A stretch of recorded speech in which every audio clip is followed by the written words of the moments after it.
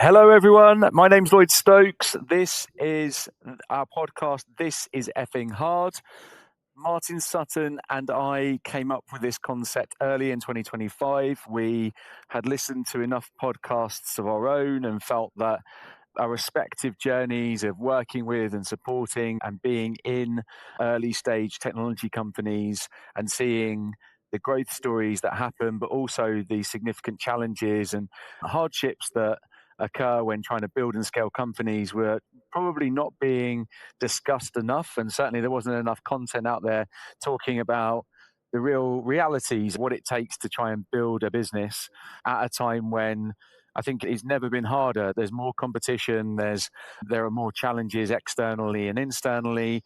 Externally is not even a word. Internally, and I think that what we want to do with this series is interview, and what we have done so far is interview individuals who are either leading and building teams within early stage businesses, founders of teams within those organizations, and really get an understanding of their story, where they are today, what they've seen, what they've experienced, what's been hard, what's been good. And hopefully the audience that listens to this will take many insights from listening in. But yeah, that's the purpose of the podcast. Today, I'm joined by Ryan Fagan. Ryan is sales director at an organization called Sweep. Ryan, I don't mind saying, I've probably tried to build some kind of connection with Ryan over the last 5 years, which for about 4.5 of those years, he completely ignored me, which is completely fine and understandable. And then I'm not sure how, but earlier this year, I eventually managed to get him into a conversation, and we've spent a bit of time together and talked through his journey and his experiences. And so I'm delighted for him to join us. I have no offense taken at all. The fact that it took me so long to build some kind of relationship, that's pretty normal. But yeah, Ryan, thanks for joining us. To start with, maybe you could tell us a little bit about what you're doing today in terms of the business, your role, and where you're at. Yeah, before I will do, I say thank you very much for having me on here. I know you've had some awesome talent on here, and I'm humbled to be a part of that. 4.5 years, I think what made it is persistence and resilience, the traits of any great salesperson. Yeah, I'm sorry it took me so long. No need for sorry. But yeah, a little bit about me. So I'm the sales director at Sweep. Sweep is a top sustainability data platform that helps us manage risk, drive growth, and ultimately stay compliant. I'm 5 months into, or 6 months into my journey here at Sweep. We have operations in France, mainly in Paris, and Montpellier in London, and now in Denver. The role is managing the AEs and everything that comes with that, all the exciting part of the journey that comes with that, and some exciting growth coming up as well. Yeah, I know it's prior to being at Sweep, you were at Normative. And then before that, actually, I think when certainly I say our paths crossed, I first was aware of you and some of the team there. We were talking to before we jumped on the call, was a business called Peakon as well. And Peakon, I was actually saying to somebody the other day that I remember Peakon in kind of maybe let's say 2017, 2018. They were probably one of the companies that piqued my interest into what was going on in the UK market around early stage fast growth SaaS companies. I think before that I spent more of my time working with larger software companies and a much broader section of organizations, and I saw so many of my network going to work for probably like 2015, 2016, 2017, like people going to, and Peakon for me at that time were a real shining light. That Neil Ryland was like, he seemed to me like he had hero status, and he's somebody I never actually managed to get in contact with. But yeah, that I'd love to kind of touch on that as we talk today around the journey of going through those businesses and some of the themes that you saw. Yeah, absolutely. I think for me, in all honesty, it was probably a career highlight. I've been in sales for 15 years, started off in telco, then moved into tech. My first tech role didn't go so well in terms of the business. And then I found myself at Peakon, and I didn't really know what I got into at the time. But yeah, it soon all started to become clear, and it was an awesome journey, and yeah, happy to dive into it. But that lasted for 5, 6 years, and then into Workday, and then you just head to Normative, and now here at Sweep. Yeah, that experience, I think, if most people are honest, when you get into an organization like a Peakon at that stage, I'm not sure where they were at when you joined, but like seed, Series A, Series B fund, there's so much risk associated. No one knows where you're going to end up. Like that's the truth. I joined after the Series A, before the Series B, so we were still 40 odd people, from memory, 35, 40 people. And to be honest, I was quite naive and quite young in my career then. I didn't understand. I'd had an experience with a SaaS company before that had grown and then shrunk very quickly. I was maybe a little bit naive to some of the risks of joining an early startup, but fortunately, I found myself in a good spot with a great leader, great team, great product, great market timing. Everything came together. Naturally, there was a ton of hard work that had to go into making it work, but there was also things outside of the control that helped me on that journey. Massively, massively. And so taking it back further, I always like to the first two questions I try and stick to are what tell me about you growing up and maybe what you originally thought you might like to do for a career, what kind of ideas you had, and also alongside that, kind of maybe some of those early stage, like early life influences as well. Who was influencing you, and what did you want to do? Yeah, lots to unpack there. So going back as far as I can remember, and I was fortunate enough to have had a great childhood, traditional family, mum, dad, brother. Growing up, we went through various transitions. Up until the age of maybe I was 8 or 9. My dad was a scaffolder. Grew up in a kind of working class family. Somehow he transitioned from scaffolding to financial advising. He went and worked for. I think the story goes along the lines of something like he met a guy in a pub. He took a liking to him, saw some ability, and brought him on board. That was a company called Canada Life at the time, and then fast forward a couple of years later, he went and set up on his own and run his own independent financial advisory business. But it was quite an interesting journey for me because my dad was. I was probably one of the talking about influences, probably one of the biggest influences in my early life. He was a great guy. He grew up with not a lot, so I had that instilled into me from an early age. And as life progressed and as things become more comfortable, I still held on to a lot of these values that he taught me very early on. And the simplest ones, I was never allowed to leave the dinner table until all the meat on my plate was eaten. Because that was, I guess, when he was growing up, that was the expensive part of the meal, and you didn't waste that. And I've got so many other stories that I remember.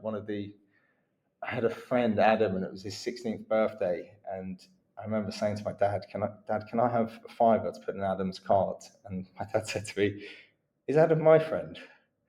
No. If you want a fiver, you go and wash my car and you earn it. And fair enough. I took that on, and I like that. Yeah. regardless of what he was doing and where he was working, he was a hard worker. And I try and balance this with my own family at the moment. But I remember, I never saw my dad from Sunday night to Saturday morning. He was gone. He was working, and I know that some people grow up with that and they maybe resent the fact that their parents weren't there. I maybe saw it as the opposite. I appreciated what he had done for the family, and I appreciate that took effing hard work. Yeah. We're here to get there, and I think that's stuck with me. There's been so many sayings he said to me over the years. Life is hard. Life is unfair. The other one that stuck with me for a long time was pick your hard. Life is either hard now or it's hard later. You either work hard now and you set yourself up, and hopefully you can have a nice retirement where you can enjoy life, or you can doss around now, which is a word he used a lot, and you can have a really hard life for a lot longer as you grow up and become an adult. And so some of those things have, just stuck with me over the years. So I think, answering your question, he was a big influence. He, coming back to the career part, I think my earliest memories of what I wanted to do was to be a pilot. Yeah. And I think that was quite short-lived. Sitting still for many hours probably wasn't my best fit to my personality. After that, I was fortunate enough. I was good at school with numbers, maths, like business, economics. I was terrible with English. I still am. I still can't spell. I'm dyslexic. I struggle with any written text. Thank God for AI. In my early career, I wanted to get into some form of banking, financial advising. I Yeah. think Dad pushed me towards this route because he saw that's where, in the new world that he'd developed for himself, he saw that's where the money was. But long story short, I got in there after uni. I studied banking and financial management. I went and worked at Goldman Sachs, and I realized it was everything I didn't want to do. So yeah, long story short, went away, went traveling, and then fell into sales, which I'm sure we'll come on to in a moment. Did you realise quite early on that the Goldman Sachs move was wrong?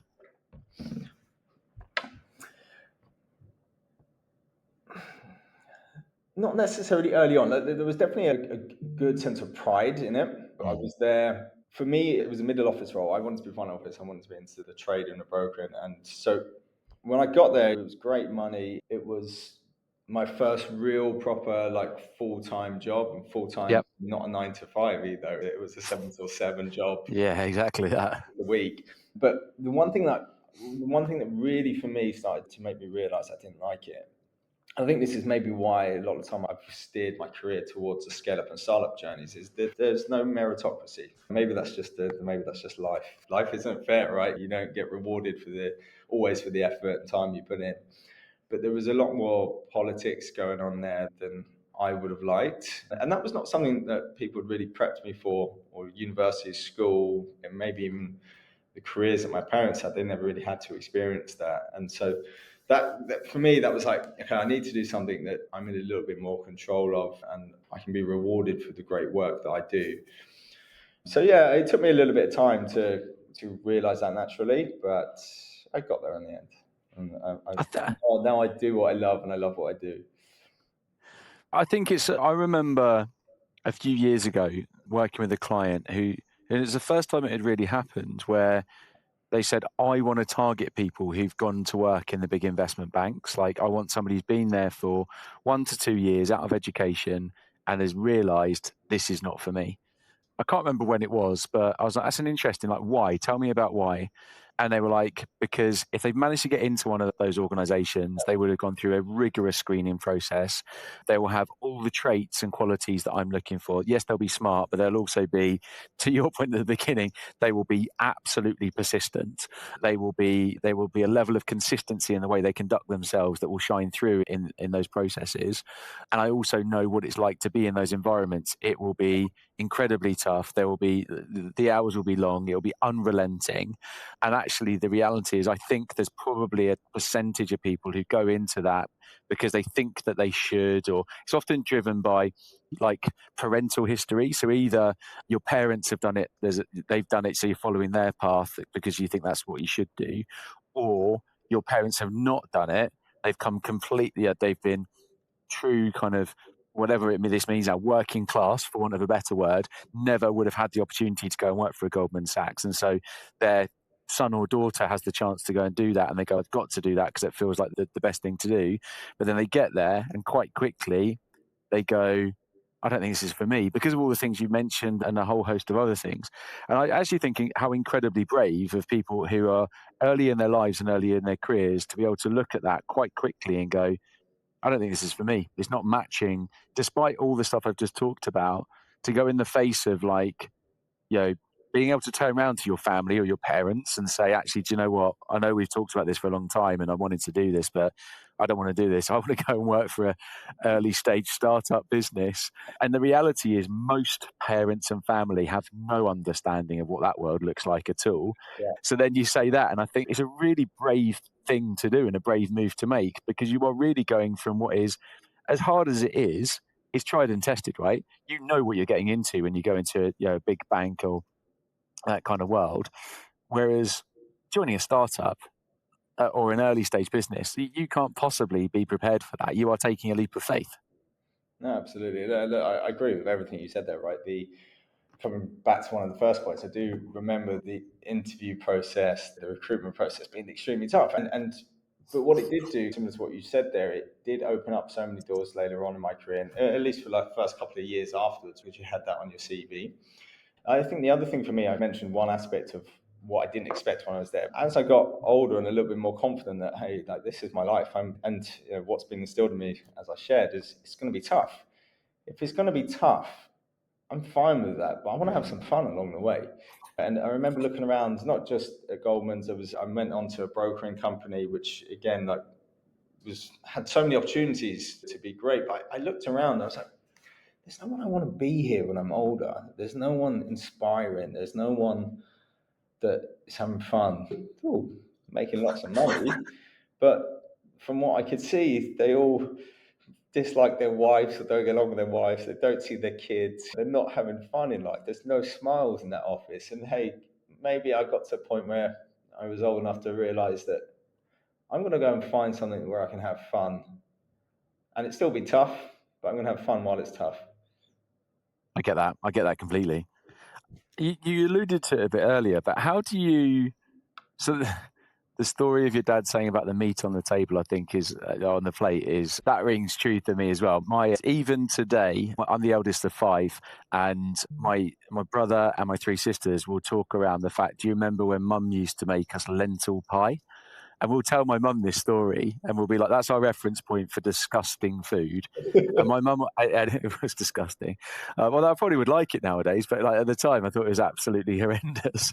And my mum will go, "We didn't have the money." The reality is, like, when I was doing lentil pie, it was because we didn't have any meat, and it was just cheap and easy and nutritious.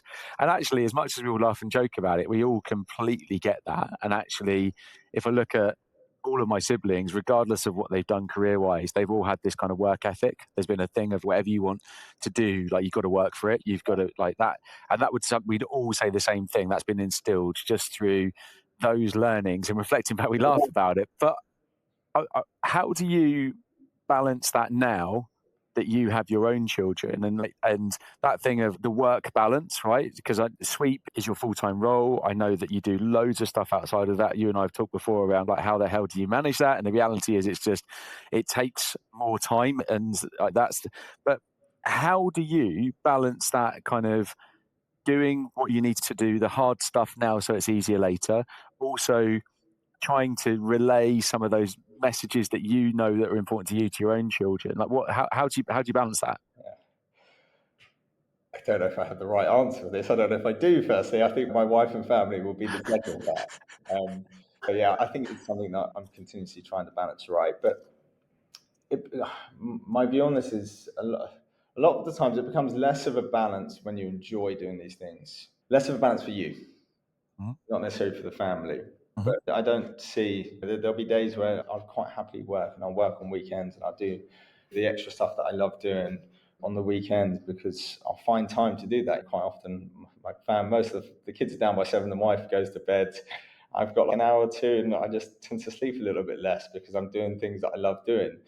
So mhm. from that side, I think it's important that whatever you're trying to do, you've got to love it because if you love it, it feels like you're not spending time on it or you're not counting the time necessarily on it. Other than that, yeah, I think it's for me. I've got a 4-year-old. I've got two kids like you, 4-year-old and a 6-month-old, and I see it with the 4-year-old now, and I have done for the last couple of years. If I'm in the office 5 days a week and I barely see her, I come home and she's learnt new words and she's doing new things, and I miss a lot of that. So I do a couple, 2, 3 days in the office. I do want to be here more as well, but again, it's that balance. And when I am here, I pick 1 or 2 days a week, and I try and get home relatively early, 6:30, so I can see the kids, help put them to bed, have dinner, and then I go back to work. Because again, it's the downtime for everyone else, and it starts to log back on and get back to it. Yeah.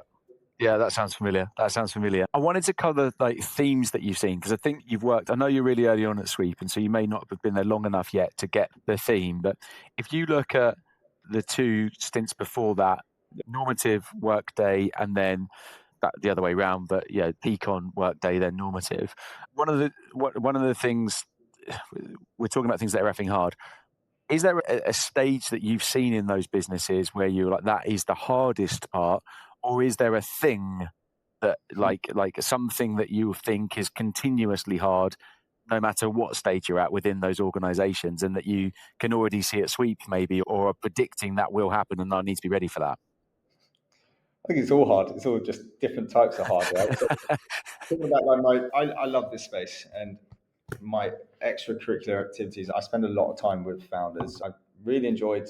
I started about 3 or 4 years ago investing into early stage SaaS businesses and really seed, pre-seed, Series A. You invest into the founders, and I continue to do that. And there's a community of us now that we invest together into early stage founders. And I mention that because I think it's given me a lot of insight into the full journey, even the parts of the journey that I haven't done, because there's times I spend with founders who are going from that 0 to 1. So maybe if I try and break it down by the different stages I've seen, Yeah.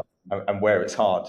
I think in the initial 0 to 1 million or 0 to 10 customers, it's going to be different for every kind of product and market. But the constant challenge naturally is just trying to find product market fit. And what's always interesting, at least with the conversations I have, you often, if we're talking about B2B SaaS companies, you tend to have, most of the time, not all the time, but founders who are strong from a technical and product perspective.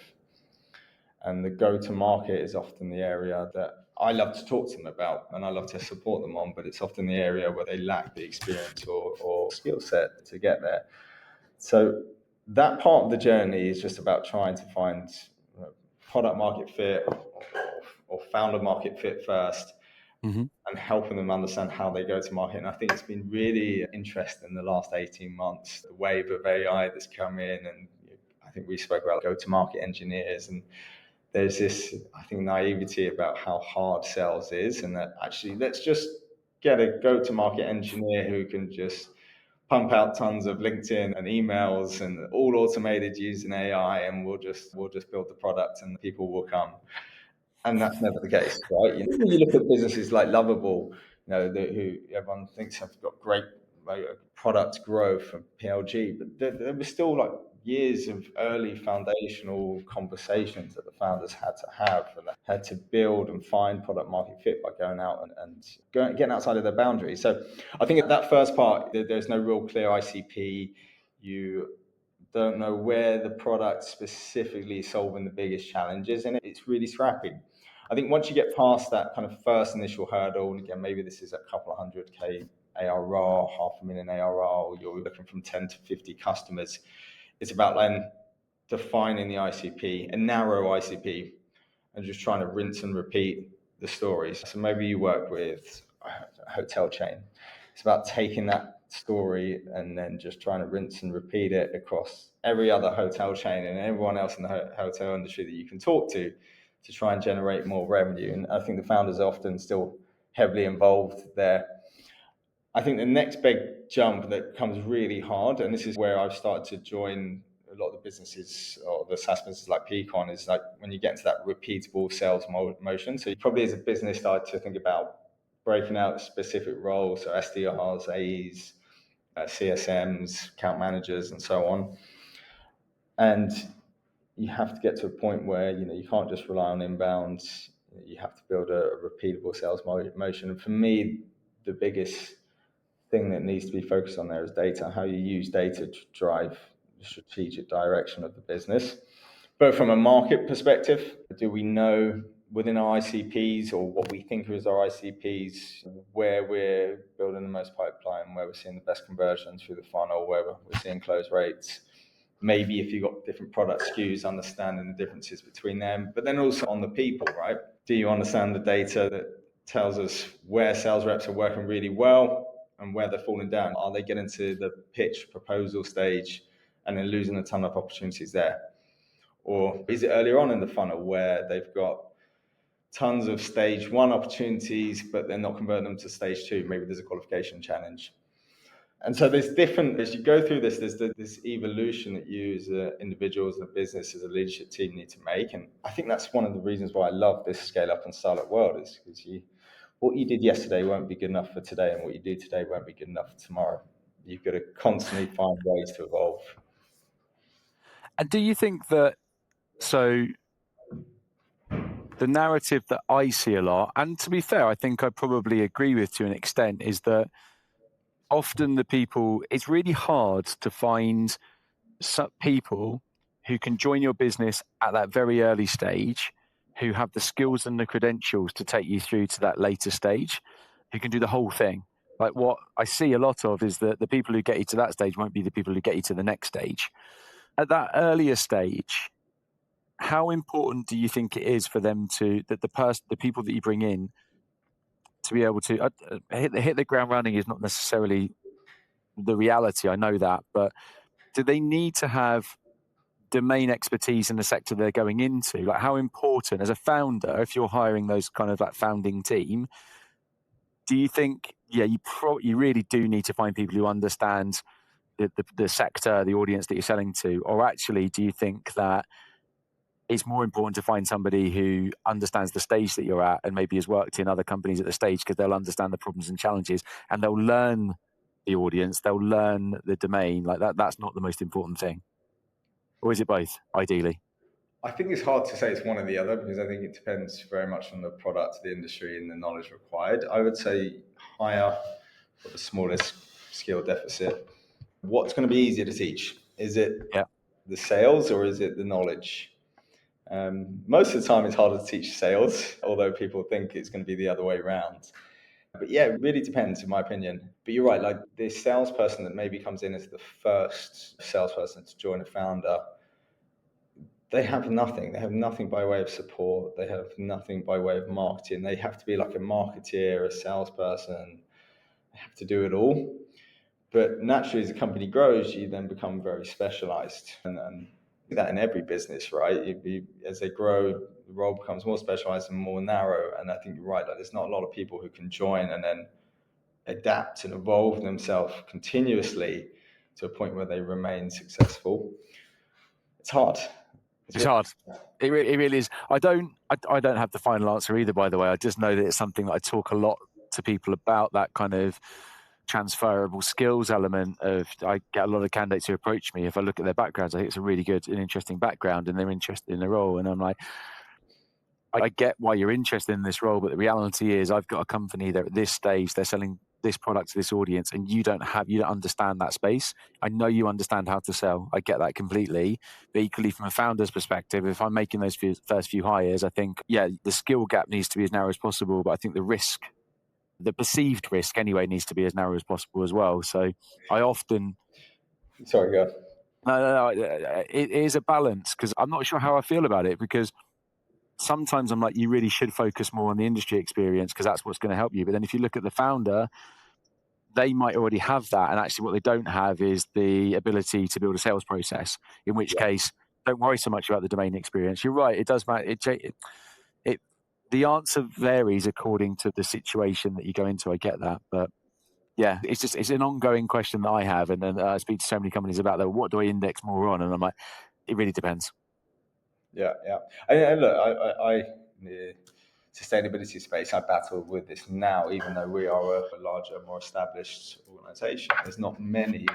The talent pool for sales reps who have shown great experience and have been in the game for 5-10 years, who also have strong sustainability knowledge, is very It's small. tiny.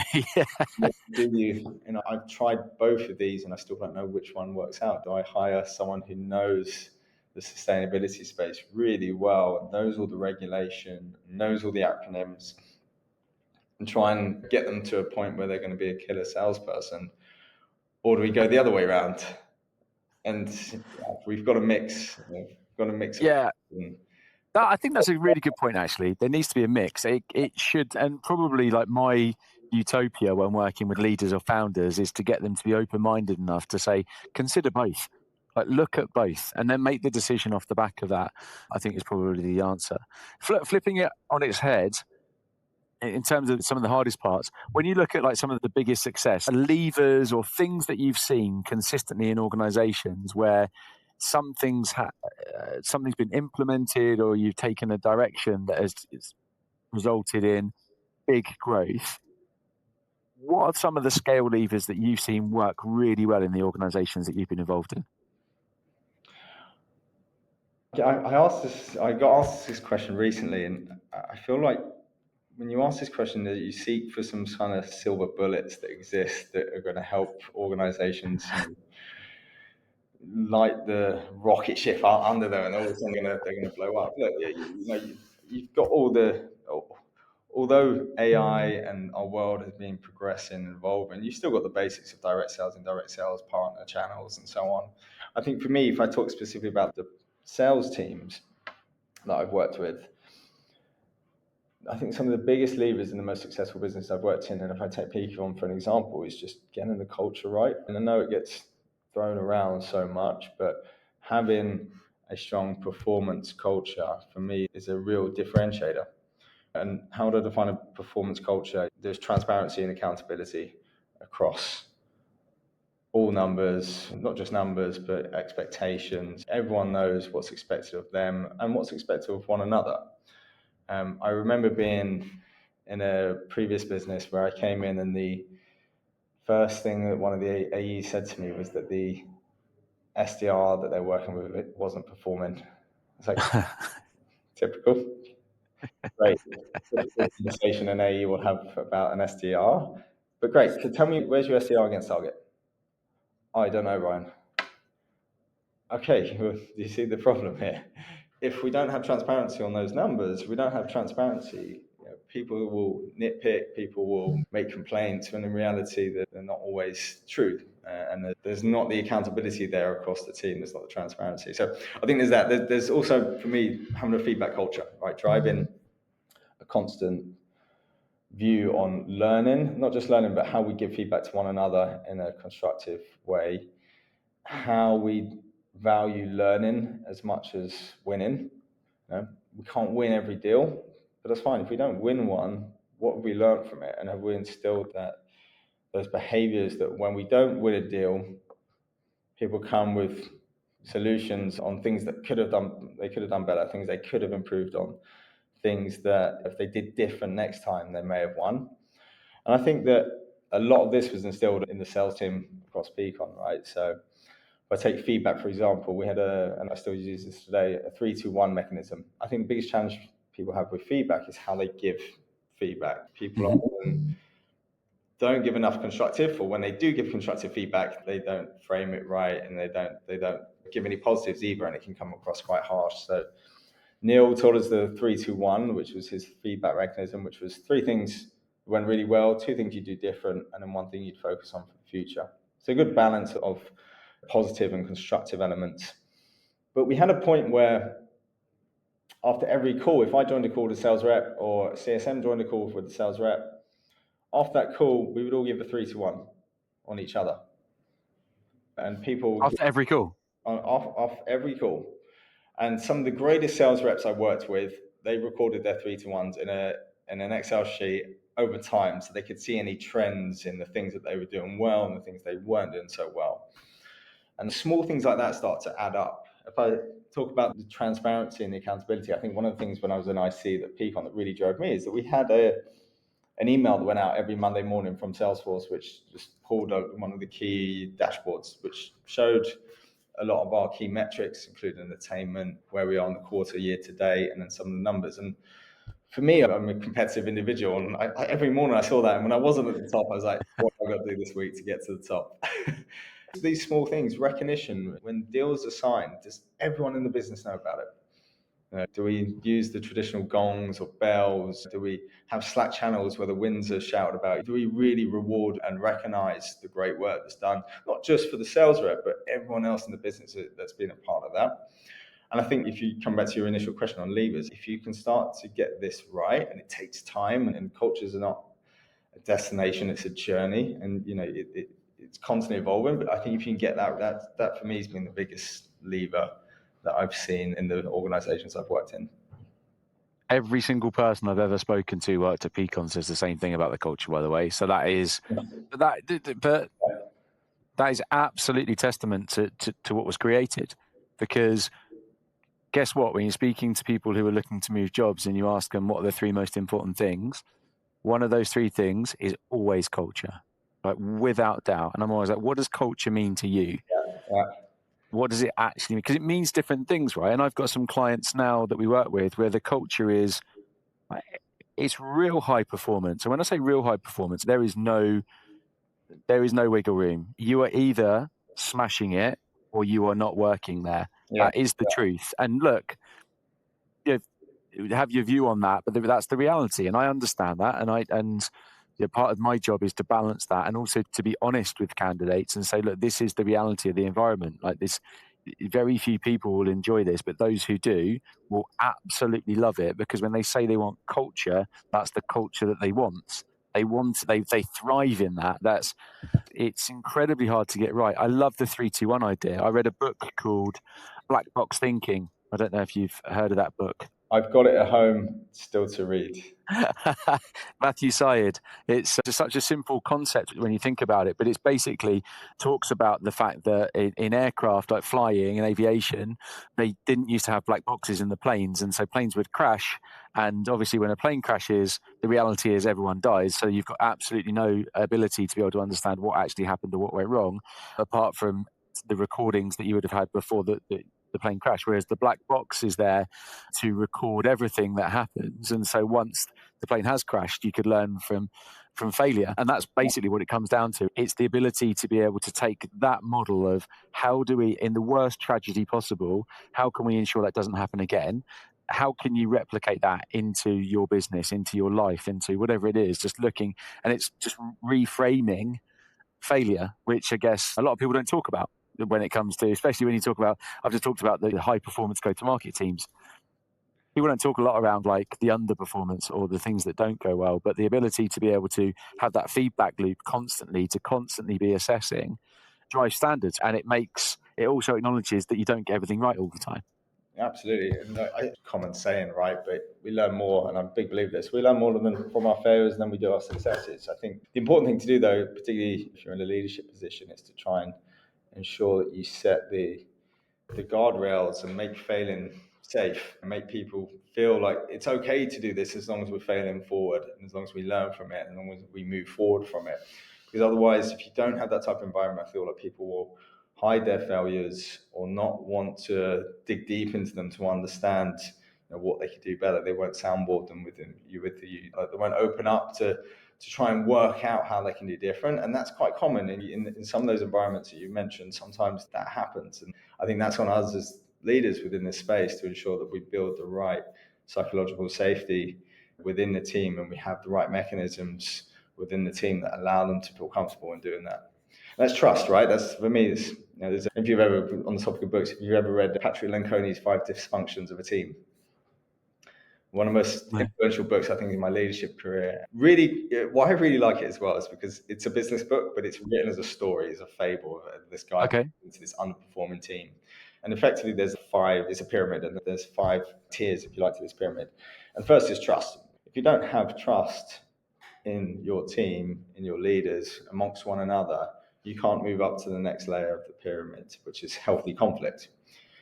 People need to be able to challenge one another in a healthy way. If someone's failed or not done something right, we need to be able to challenge and say, hey, Lloyd, I think what you did there, I can see you put a lot of work into it and there was a lot of meaning behind it, but I think there's maybe a different way that we could explore this that would get us better results. If you don't have that, you don't have commitment. People won't commit to doing things different or trying things different. If you don't have commitment, you don't have accountability. If no one commits to anything, we as leaders or one another can't hold them accountable to that. And without accountability, you have no results. I think you get that pyramid right. I'm constantly working on this with individuals, with the team, with different teams across the business. But I think you get that right. That's where you start to drive that high performing culture that we're talking about. I completely agree. One of a good friend of mine is a secondary school head teacher and in a really challenging school. And he has a message that he spreads to all the teachers and all of the children, which is, we're here to catch you in, not to catch you out.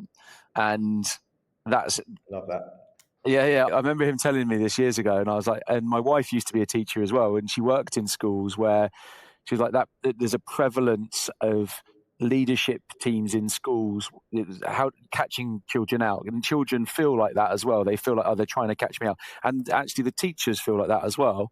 And actually, if your head and the senior leadership team have this ethos of we're here to catch in, not catch out, he's like, it changes the culture immediately. You still get the troubles and the issues, but people know that you're not there to try and find fault. They're there to try and bring you back in rather than push you out. And it's just always stayed with me. I've referenced it a couple of times on this podcast when we talked about this topic because I just think I love the idea. So yeah, no, I get it. Right. I don't know how you're going to answer this because I don't know where you find the time for this, but I'm always curious, and actually a theme of this season is talking to people around. We talked about high performance already and what that means and how you structure it. But the other side to that is how you find balance in your life. So, like, the question I ask is, what do you do to keep some sanity? What do you do to make sure that you're not having sleepless nights in a challenging, all encompassing role and environment? But yeah, what's the secret? Yeah, I've got two things that I fall back on. I've always been big into sports and exercising. I did a lot of different sports when I was younger.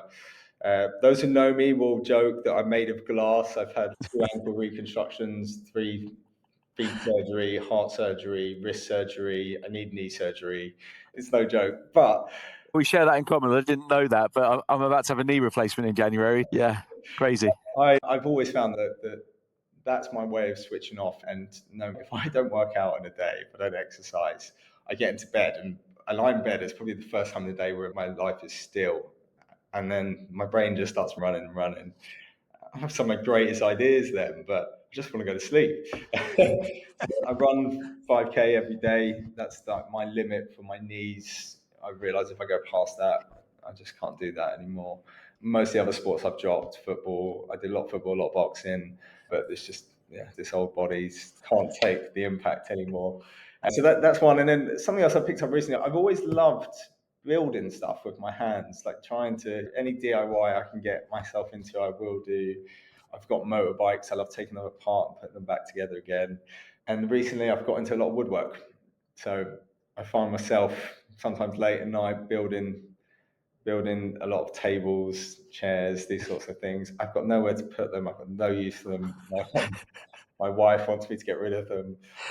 But there's something about just looking at these different components and different scrap bits of wood or whatever, and then the thought process of, okay, what can we make from this? What can we put together? And seeing it all come together. I guess there's a lot of similarities to that and what I do in work, both in leadership and in the startup world. It's like, that's what I enjoy, seeing things built and enjoy having a part in building them. But that's a different way for me to do it, where I'm maybe switching off my mind and I'm focusing on something that's entirely different to my day job. I think also, yeah, like you say, it brings a sense of calm, probably, and patience. You need to, Yes. especially if it's not something that you're naturally good at, skilled at, you're working at developing, that you can't possibly be good at those kind of things without taking time and just actually slowing down and thinking about, yeah, I can see that. I'm terrible at DIY, but I try. And actually what I know is that my wife always jokes about this, but I'm like, if I'm having to do some DIY, I'm like, can everyone please just leave me alone in a quiet space? Otherwise I can't process it. I almost need to slow myself down and not have any distractions to be able to get it. But once I do it, I find the other thing I think maybe just as I'm talking about this is that maybe apart from a number that you hit in sales, there's something physical about building something, right? Something that you have an end result, a product that you go, this is, I can touch and feel this. So Yeah. it's the opposite. And I get it. I get it completely. I get it What completely. do you do, Lloyd, to switch off? Exercise is one, definitely. It's an interesting one, actually, because I go back and forth on this. I used to think that my outlet was just exercise. And actually, I used to feel that I always used to talk about the fact that I used to thrash myself, like not in a weird way, just like just put myself in a dark space and like really like just fatigue myself, I guess. Like I used to like the feeling of feeling absolutely shattered. And I felt like that was a really good release for me. And actually, more recently, I've realized that's not what my body needs. Like what my body needs is regular and consistent exercise, but that I don't necessarily need to be always pushing myself to my limits. And actually, that's better for me than pushing myself too hard. The other thing is, and I think because of that, I was talking about it this morning actually in our office. Because of that, I feel like touchwood, largely physically, I feel good. Like I don't really suffer from physical fatigue a lot. Probably the fatigue I have is mental, and it's just of like constantly thinking about things, constantly be tied to a calendar, to a time. And so, some of the stuff that I do, I said about it, but I took 2 days off before the weekend. So I had Thursday, Friday, Saturday, Sunday off. And I just stayed at home. I pretty much did nothing. We had some friends come down. I had a few beers every evening. Did no exercise. I ate whatever I wanted. And so I came back to work on Monday physically no better than I was, arguably worse, but I actually felt mentally so refreshed because I just switched off. And I'm not saying that you need the beer to do that's not the point. It's just that I generally lead a quite structured life. I like to exercise regularly, eat the good foods, don't drink too much booze, do all those things that I know will help me, give me a chance of being good at being able to perform. And yeah, I just the opposite of that sometimes is quite good. Yeah, absolutely. It's needed as well. I think in our roles, like what you do is tough as everyone in sales. And I think I've seen it, at least, particularly in the really driven people who want to succeed. They're always at the highest risk of burning themselves out. They're always the ones where it's always been my top performers. I'm like, can you go and take a holiday day, please? And just get off your email, stop working, just take a day off, take a long weekend. Because if they don't, they are the ones that will suffer, and we've got to protect them, and we've got to protect ourselves. Completely agree. Before we wrap things up, I'd like to ask you one last question, and you won't be prepared for this question, and you might not have you definitely won't have the answer, but I love your view on it. Go to market team. We've already talked about AI, go to market engineers, all of those kind of things. There's a lot of conversation this year, more than ever before, around the structure and what does a go to market team look like? How is it changing? How is it evolving? What do you think the next 12 months look like? Is there anything, or maybe 12 to 24 months, is there anything that you see changing? Is there anything that you see fundamentally being different to what it looks like today or even a year ago? Of Can I answer that in the terms of general sales rather than the structure? course you can. The Yeah, structure. of course. You Yep. mentioned GTM, go to market engineer. I think you will start to see more of that from structure. The next year, I don't think we'll see massive structure, but I'm actually quite excited because one of the things remember the Peakon days and the scale up days I've been in, there was this term thrown around all the time. Do the things. Does it scale? Does it scale? If it doesn't scale, don't do it. I think with AI, what we're seeing now is the opposite. I find myself saying to the team, does it scale? Yes, well, don't do it. Do the things that do not scale, because the things that scale, AI can do, and you're not going to stand out. And I'm seeing this, so I started this saying I'm really excited because I think what AI is going to do is bring back the sales role as the sales role was at its core 15, 20 years ago. Sales, like I was having this conversation with some of my SDRs just yesterday, right? When I used to do cold calling, I would print out paper, I would have a name, a number, and the company, and that was it. And I would just ring through the paper. As technology's evolved, sales loft, outreach, all these tools have made the sales role more complex. And I think we've lost a lot of what makes great salesperson, the ability to build relationships, hold conversations, active listening, deep dive on pain points. And instead, we're getting busy with setting up cadences, using goal, using all the other tools that we have to use now.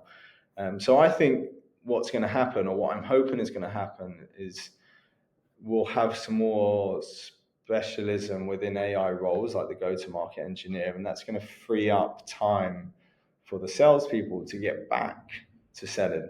I think we're going to see an increase in pipeline generated from face-to-face events, for example.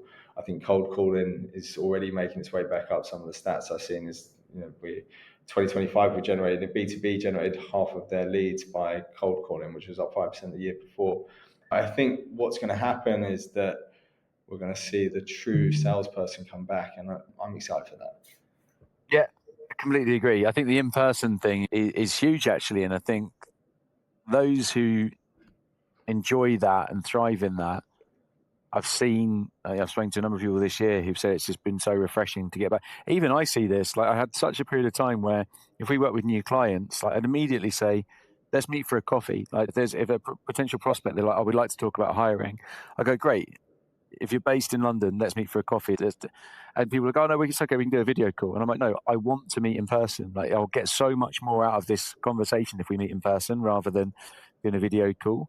And I've seen that change this year. We spent a lot more time out in front of people, and long may that continue because I think it's actually It works. it works and it's fun. Like it's enjoyable. Absolutely. I mean, I've seen it, not here at Sweep, we haven't built this in yet, but we looked at normative, I think we even did it at Peakon as well, where we could mark whether we'd met the person face to face. And on that opportunity, the close rates were always higher when we met face to face. It's obvious, but I wanted to prove it with data, and it's there, it happens. We just need to get back to it. But I think, like you said, there's been a hesitancy from buyers and people on the other side. Post-COVID, it was far more convenient to have Zoom meetings, and you can have multiple Zoom meetings back to back, but actually trying to break people out of that cycle, it's happening. I feel like London is getting busier again. Yeah. You see some of the banks, investment banks are forcing their employees back into the office. It's going to be a challenge. I think it will be a challenging time to get people back in, but with that comes more face-to-face interactions. And whether that's sales meetings or just internal meetings, I think it all adds and comes back to one of the big points we talked about today, was building that performance culture. Harder to do that. It's not impossible, but it's harder to do that virtually. It's Completely. and easier to do it if you've got people together. Completely agree. Ryan, thank you so much. That's 50 odd minutes, very well spent, and we've covered loads of topics there. And I know how busy you are. We've talked about that. Everyone I speak to, I have to thank them profusely at the end of these conversations, because it's so generous of you to give your time up, and fascinating to hear your view, your insight, the journey you've been on, and obviously the new journey you just started this week. No, look, thanks for having me. I know, again, what you do is really tough, and this is a platform you stand out, and you're doing an awesome job. So, again, it's my pleasure. Thank you very much for having me on here.